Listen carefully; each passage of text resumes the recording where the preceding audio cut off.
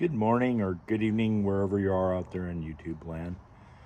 This morning I thought I'd just come on and talk to you a little bit about the subject of tariffs and how it might possibly be going to affect the action figure industry in the future. Okay, well, we all know that there's a tariff war going on between China and America, and how is that going to affect everyone in general and in particularly in the action figure community? Well, we already know that prices are going to go up, so that's a given.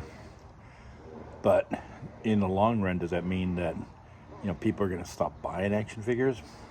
I don't know. I don't have any answers, to be honest with you.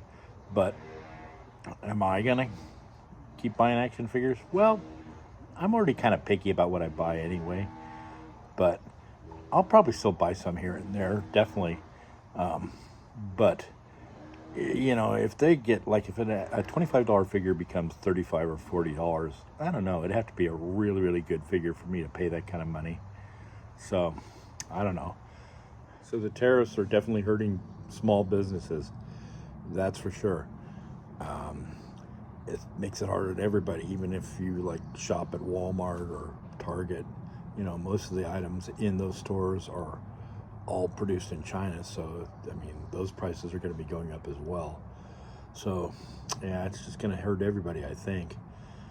But in the long run, I think action figure community is going to, the action figure community is going to keep going, but prices will be higher, and probably these extra tariffs will get added onto your end prices. So, but we'll see if people are willing to pay it.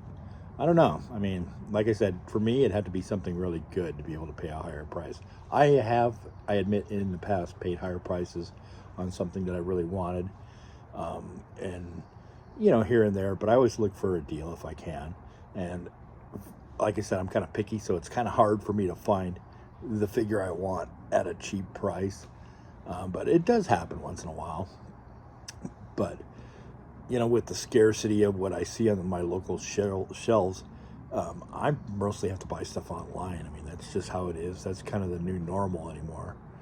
But, I figure if something's well made, and particularly for me, I like accessories. So if a figure comes with a lot of accessories and it's painted well, it looks good, I don't mind paying a little higher price. But when you're talking $40-50 for a $25 action figure, that's gonna hurt. And I'm kind of glad I'm not really a completionist. I do have some lines where I have almost all the figures in a couple of different lines. A few, not that many, because there are so many choices, so many figures. Like, for instance, I like the Black Series, but some people are kind of completionists and they get everything in the Black Series. I'm not that way. I kind of like some of the characters I just don't have an attachment to, so I can pass on them. Stuff that's not as much meaning to me. I'm kind of old school. I like the OT trilogy stuff, like in Star Wars. But even then, there's some characters when they start doing repaints and just, the same old thing, just painted a little differently. I don't know. It'd have to be something special for me to buy it.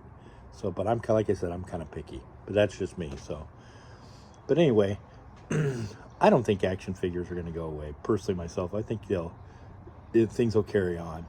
But it's, the new normal. Maybe we're just going to have to all pay a little higher prices, which is not great, but it's kind of not surprising either. But anyway, I just wanted to talk about it for a few minutes. Thank you for listening, and if you like this video, give it a thumbs up. Doesn't hurt the channel. It actually helps if you give it a thumbs up, and I really appreciate it greatly.